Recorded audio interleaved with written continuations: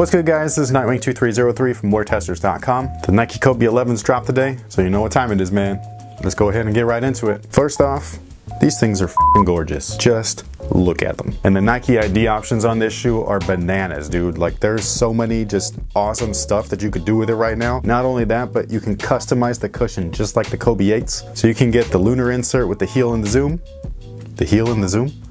The zoom and the heel, or you could just go full on lunar, or you can go full length zoom. Come on, man, full length zoom. Shit, take my money. They finally did the Flyknit right too. Almost. It's not like 100% pure Flyknit, even though it is. It's got some reinforcement, but I'll show you that in a second. These things fit true to size, and they are super comfortable.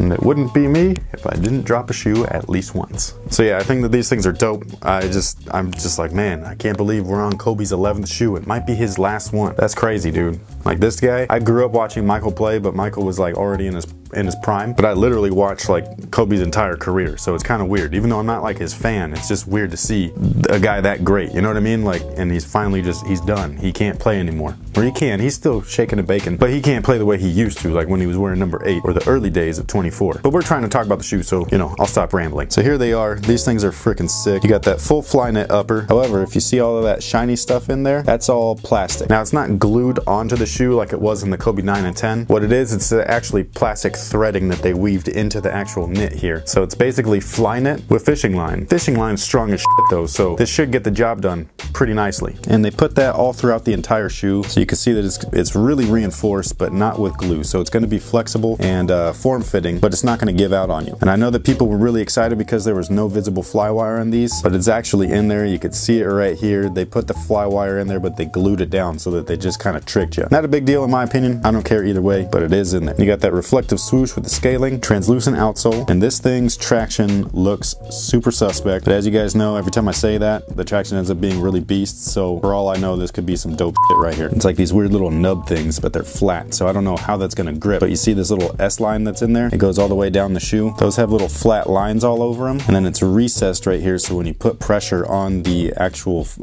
you know, the sole and everything, it's gonna compress a little bit. So these little areas are gonna grip the floor along with this area here. So I am very interested to see how this is gonna play out. And then you can also see the lunar underneath as well as the zoom. In my opinion, this is the best drop-in midsole yet. These are not insoles for everybody wondering. So no, you can't take this and put it inside your LeBrons, or, well, you can if you have the LeBron 11 still, but these are much lower profile than those. But you can't stick this inside of any other shoe unless it's a hollow shoe. So if your shoes don't do this when there's nothing inside, then this is not compatible with it. Plain and simple. These are midsoles, not insoles. Now, when I first saw pictures, I saw that the whole thing was lipped like this, and immediately I went back to thinking that this is gonna give me blisters like the Kobe 7 did, and I hated those things. I remember having to actually cut the areas that would be like chafing and pushing into my arch and everything, but this one feels much better sculpted. Like, it's kind of weird. Like, these areas right here are going to be buffers for your toes on the rubber portions out here, so it's kind of like protection, you know what I'm saying? And then the whole arch area is just nice and flat, and it just sculpts and molds right into your foot shape. It's really dope. And I love how they actually put some cloth or fabric there, so you know you're going to get a little bit of friction inside the shoe, so you're not sliding around when you're all sopping wet. You got that Nike free inspired lunar drop-in just like the Kobe 10s, and then these guys got one of the fattest zoom air units in the heel that I have seen in quite some time. Again, this is stupid comfortable, like really f***ing comfortable. Got the little stitch lines back there to remind you that Kobe had surgery on his Achilles. And if you're a fan of G.I. Joe, then it just looks like you're part of Snake Eyes' clan. And then on the right shoe, you got SpongeBob's house right there.